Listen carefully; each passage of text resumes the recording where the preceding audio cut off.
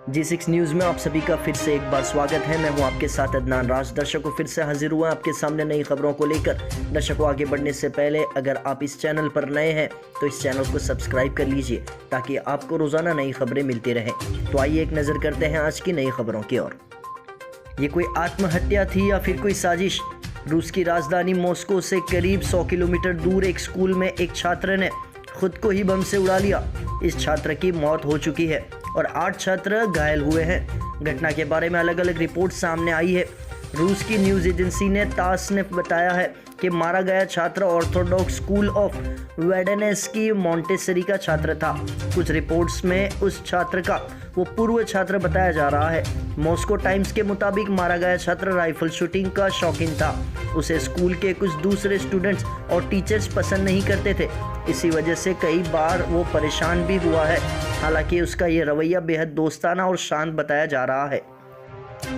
अखिलेश यादव ने गंगा नदी का जिक्र करते हुए यूपी सरकार पर साधा है निशाना। उन्होंने कहा कि गंगा के पानी को अब तक साफ नहीं किया गया है। अखिलेश यादव ने गंगा नदी के गंदा होने का दावा करते हुए उत्तर प्रदेश के सीएम योगी आदित्यनाथ पर बयान दिया है। कहा कि सीएम योगी ने गंगा नदी में डुबकी इसलिए नहीं लगाई क्योंकि वो जानते थे कि गंगा नदी गंदी है। अखिलेश ने कहा कि बीजेपी ने गंगा की सफाई पर करोड़ों खर्च किए हैं, लेकिन सीएम योगी को पता है कि गंगा में गंदगी है, इसलिए उन्होंने उसमें डुबकी नहीं लगाई। अखिलेश ने आगे कहा कि सवाल ये भी है कि गंगा माँ कभी साफ होगी या नहीं। मिल रहे फंड खर्च हो रहे हैं लेकिन नदी साफ नहीं हुई है। पीएम मोदी के वाराणसी दौरे पर भी अखिलेश ने विवादित बयान दिया है, जिसमें उन्होंने कहा कि आखिरी समय में वहीं पर रहा जाता है। अखिलेश यादव के इस विवादित बयान को बीजेपी नेताओं ने शर्मनाक बताकर उनको घेरा था। सुप्रीम कोर्ट ने 4 धाम रोड प्रोजेक्ट के तहत 2 लेन की सड़क बनाने को दी हरी झंडी। चीन सीमा तक सेना की पहुंच अब आसान होगी।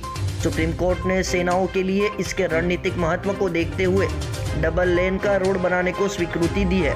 सरकार ने कहा कि आपदा को रोकने के लिए सभी जरूरी कदम उठाए जाएंगे। सैनिकों की सहूलियत के लिए सड़क का बनना जरूरी है। राज्यसभा के 12 सांसदों के निलंबन के मसले पर विपक्षी नेताओं ने आज संसद में गांधी प्रतिमा से विजय चौक तक निकाला मार्च। राहुल ने काले कपड़े पहनकर जताया विरोध। कहा कि संसद में बोलने नहीं दिया जा रहा। और विस्तार में राहुल ने कहा कि विपक्षी सांसदों के निलंबन को 14 दिन हो गए हैं। जिन मुद्दों पर सदन में विपक्ष बहस करना चाहती है उन पर हमें बहस नहीं करने दी जा रही। जहां विपक्ष आवाज उठाने की कोशिश की जाती है उन्हें निलंबित कर दिया जाता है। 3-4 ऐसे मुद्दे हैं जिनका सरकार नाम तक नहीं लेना चाहती है। दर्शकों, ऐसी कौन सी पेन किलर है जो खाई जाए घुटने के दर्द के लिए और उसका नशा दिमाग पर चढ़ जाए? तो दर्शकों, घिन आती है कुछ बातों पर कि एक पत्रकार भी भला ऐसा हो सकता है। दीपक चौरसिया ने पहले तो कांड किया और 3 दिन तक फिर खामोश बैठे रहे। अब उसी कांड की सफाई देने के लिए ट्विटर पर एक स्क्रिप्ट जारी किया। उन्होंने ऐसी कौन सी दवाई खा ली थी या कोई ऐसा पदार्थ चाट लिया था कि जिससे उनकी यह दशा हो गई। अब लोग उनके बारे में ट्वीट करके उनकी बेइज्जती करते नजर आ रहे हैं। हम आपको उनका लेख दिखा रहे हैं। उन्होंने जो स्क्रिप्ट ट्विटर के ऊपर जारी किया है उसके अंदर वो क्या लिख रहे हैं? पिछले 3 दिन से आप लोगों ने जो मेरी चिंता की उसके लिए मैं आप सबका आभारी हूँ। भला आपकी कौन चिंता करता है? लेकिन अब मुझे लगता है कि मुझे कुछ बातें साफ कर देनी चाहिए। वो पहले ट्वीट किया था, वो पहले ट्वीट में लिखते हैं, आप सभी को वीडियो देखकर जो लग रहा है वो पूरा सच नहीं है। सच ये है कि मेरे घर में शादी थी और बारात में ज़्यादा डांस करने के कारण मेरे घुटने की पुरानी चोट दर्द देने लगी। शो चूँकि जिस मसले पर था उसे मैं छोड़ना नहीं चाहता था और शो पूरी तरह से ठीक जाए इसलिए मैंने पेन किलर खा ली। दूसरा वो लिखते हैं कि मेरी गलती ये थी कि पेन किलर ज़्यादा मात्रा में लेने से साइड इफ़ेक्ट होता है। ये बात मुझे नहीं पता थी, इसलिए पेन किलर खाकर मेरी तकलीफ़ कम होने की बजाय बढ़ गई। है ना अजीब बात? एक पत्रकार हैं और कई सालों से पत्रकारिता के अंदर अपना अनुभव दिखा रहे हैं, उसके बावजूद भी इन्हें ये नहीं पता है कि पेन किलर खाने से कोई साइड इफ़ेक्ट भी होता है भला। तीसरा लिखते हैं कि वीडियो देखकर तरह तरह की बातें बनाई गई जो सच नहीं है।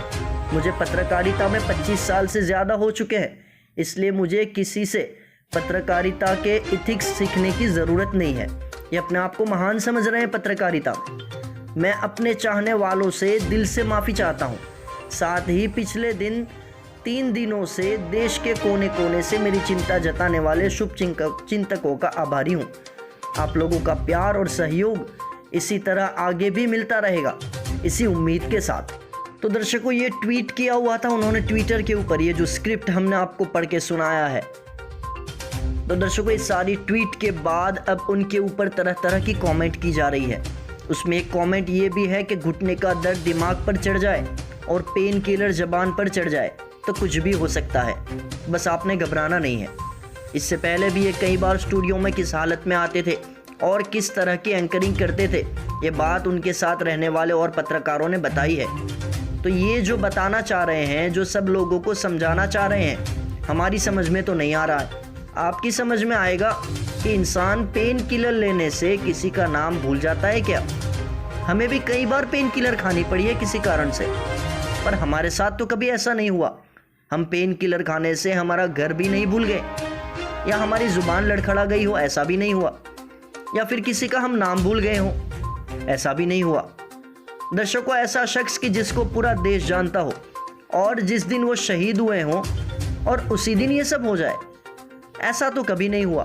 पर पता नहीं दीपक चौरसिया ने कौन सी पेन किलर खा रखी थी कि शायद वो पेन किलर का नाम भी लिख देते, जो जनता भी समझ लेती कि ये दवाई खाने से पहले सोच लेना चाहिए।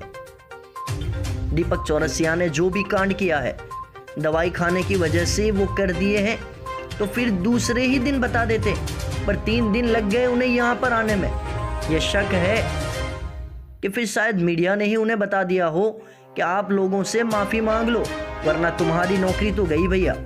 इसी वजह से उन्होंने ये पूरा लेख लिखकर अपनी सफाई दी और समझ रहे थे कि अब उनकी नौकरी बच जाएगी, पर अफसोस इसमें तो बात पूरी पलट ही गई और इसी लेख से सारे पत्रकारों ने भी उन्हें घेर लिया।